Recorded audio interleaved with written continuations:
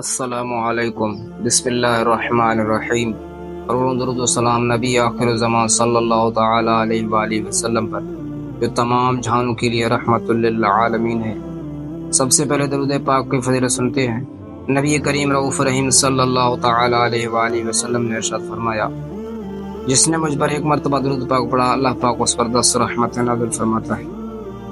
ناظرین کرام، میں ہوں شاہ نواز اتاری، آپ دیکھ رہے ہو شاہ نواز اتاری وائس چینل۔ مزید اچھی ویڈیو کے لیے میرے یوٹیوب چینل کو سبسکرائب کریں اور بیل آئیکن کو دبائیں تاکہ اس طرح کے دلچسپ واقعات و بیانات آپ کو سب سے پہلے مل سکیں، اور اس ویڈیو کو ثواب کی نیت سے آگے شیئر کریں تاکہ دوسرے مسلمان بھی مستفید ہو سکیں۔ محترم ناظرین کرام، آج کا ہمارا موضوع ہے تابوت سکینہ۔ یہ شمشاد کی لکڑی کا ایک صندوق تھا جو حضرت آدم علیہ السلام پر نازل ہوا تھا۔ یہ آپ کی آخری زندگی تک آپ کے پاس ہی رہا، پھر بطور میراث یکے بعد دیگر آپ کے اولاد کو ملتا رہا، یہاں تک کہ یہ حضرت یعقوب علیہ السلام کو ملا، اور آپ کے بعد آپ کے اولاد بنی اسرائیل کے قبضے میں رہا، اور حضرت موسیٰ علیہ السلام کو مل گیا تو آپ اس میں تورات شریف اور اپنا خاص سامان رکھنے لگے۔ یہ بڑا ہی مقدس اور بابرکت صندوق تھا۔ بنی اسرائیل جب کفار سے جہاد کرتے تھے اور کفار کے لشکروں کی کثرت اور ان کے شوکت دے کر سہم جاتے اور ان کے سینوں میں دل دھڑکنے لگتے تو وہ اس صندوق کو اپنے آگے رکھ لیتے تھے، تو اس صندوق سے ایسی رحمتوں اور برکتوں کا ظہور ہوتا تھا کہ مجاہدین کے دلوں میں سکون و اطمینان کا سامان پیدا ہو جایا کرتا تھا، اور مجاہدین کے سینوں میں لرزتے ہوئے دل پتھر کے چٹانوں سے زیادہ مضبوط ہو جاتے تھے۔ اور جس قدر صندوق آگے بڑھتا تھا، آسمان سے نصر من اللہ و فتح قریب کی بشارت عظمی نازل ہوا کرتی تھی اور فتح مبین حاصل ہو جایا کرتی تھی۔ محترم ناظرین کرام، بنی اسرائیل میں جب کوئی اختلاف پیدا ہوتا تو لوگ اس صندوق سے فیصلہ کراتے تھے۔ صندوق سے فیصلہ کی آواز اور فتح کی بشارت سنی جاتی تھی۔ بنی اسرائیل اس صندوق کو اپنے آگے رکھ کر اور اس کو وسیلہ بنا کر دعائیں مانگتے تھے، تو ان کی دعائیں قبول ہوتی تھی اور بلاؤں کی مصیبتوں اور وباؤں کی آفتیں ڈٹ جایا کرتی تھی۔ الغرض یہ صندوق بنی اسرائیل کے لیے تابوت سکینہ، برکت و رحمت کا خزینہ اور نصرت خداوندی کے لیے نزول کی نہایت مقدس اور بہترین ذریعہ تھا۔ مگر جب بنی اسرائیل طرح طرح کے گناہوں میں ملوث ہوئے اور ان لوگوں میں معاصی و طغیان اور سرکشی و عصیان کا دورہ ہو گیا تو ان کی بدعملیوں کی نحوست سے ان پر خدا کا یہ غضب نازل ہو گیا کہ قوم عمالقہ کے کفار نے ایک لشکر جرار کے ساتھ ان لوگوں پر حملہ کر دیا۔ ان کافروں نے بنی اسرائیل کا قتل عام کر کے ان کی بستیوں کو تخت و تاراج کر ڈالا، عمارتوں کو توڑ پھوڑ کر سارے شہر کو تہس نہس کر ڈالا، اور اس متبرک صندوق کو بھی اٹھا کر لے گئے۔ اس مقدس و تبرک کو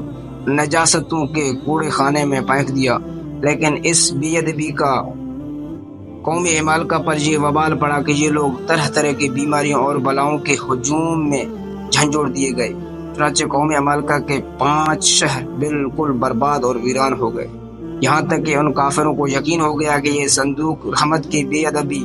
کا عذاب ہم پر پڑ گیا ہے، تو ان کافروں کی آنکھیں کھل گئی۔ چنانچہ ان لوگوں نے اس مقدس صندوق کو ایک بیل گاڑی پر لاد کر بیلوں کو بنی اسرائیل کی بستیوں کی طرف ہانک دیا۔ محترم ناظرین کرام، پھر اللہ تبارک و تعالیٰ نے 4 فرشتوں کو مقرر فرما دیا جو اس مبارک صندوق کو بنی اسرائیل کے نبی حضرت شمویل علیہ السلام کی خدمت میں لائے۔ اس طرح پھر بنی اسرائیل کی کھوئی ہوئی نعمت دوبارہ اس کو مل گئی، اور یہ صندوق ٹھیک اس وقت حضرت شمویل علیہ السلام کے پاس پہنچا جبکہ حضرت شمویل علیہ السلام نے طالوت کو بادشاہ بنا دیا تھا، اور بنی اسرائیل طالوت کی بادشاہی تسلیم کرنے پر تیار نہیں تھے، اور یہی شرط ٹھہری تھی کہ مقدس صندوق آ جائے تو ہم طالوت کی بادشاہی تسلیم کر لیں گے۔ چنانچہ صندوق آ گیا اور بنی اسرائیل طالوت کی بادشاہی پر رضامند ہو گئے۔ طالوت کی بادشاہی کا مکمل ویڈیو میرے چینل پر موجود ہے۔ محترم ناظرین کرام، تابوت سکینہ میں کیا تھا؟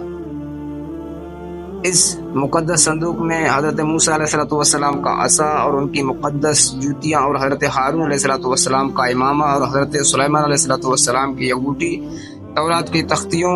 के चंद टुकड़े, कुछ मन सलवा, इसके अलावा हजरत अम्बिया अलैहिमुस्सलातु वस्सलाम की सूरतों के हीले वगैरह सब सामान थे।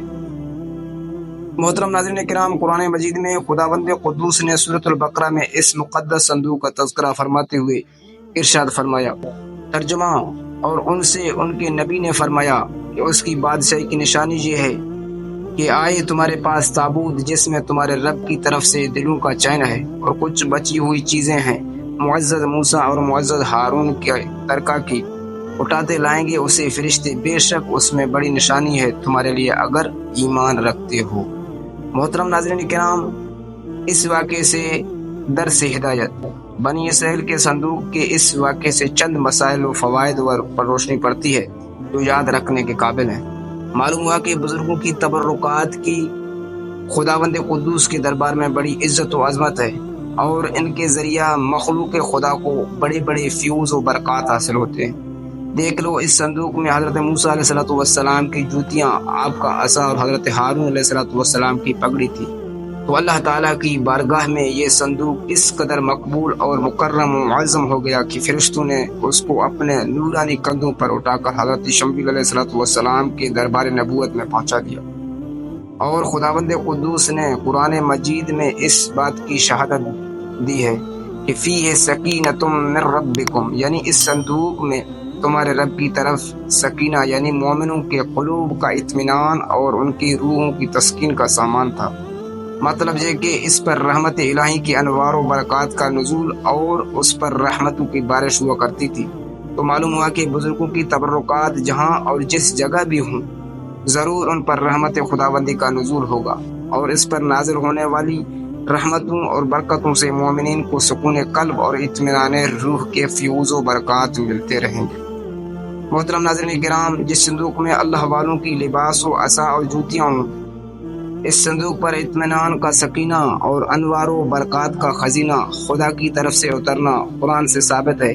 तो भला जिस कब्र में उन बुजुर्गों का पूरा जिस्म रखा होगा, क्या उन कब्रों पर रहमत व बरकत और सकीना व इत्मीनान नहीं उतरेगा? हर आकिल इंसान जिसको खुदावंद आलम ने बसारत के साथ साथ ईमानी बसीरत भी अता फरमाई है, वो ज़रूर इस बात पर ईमान लाएगा कि जब बुजुर्गों के लिबास और उनकी जूतियों पर सकीना और रहमत का नुज़ूल होता है तो उन बुजुर्गों की कब्रों पर भी रहमत खुदावंदी का खजीना ज़रूर नाज़िल होगा। और जब बुजुर्गों की कब्रों पर रहमतों का बारिश होती है तो जो मुसलमान उन मुक़द्दस कब्रों के पास हाजिर होगा, ज़रूर उस पर भी बारिश अनवार रहमत के चंद कतरात बरसी जाएंगी, क्योंकि जो मूसलाधार बारिश में खड़ा होगा ज़रूर उसका कपड़ा और बदन भीगेगा। जो दरिया में गोता लगाएगा ज़रूर उसका बदन पानी से तर होगा।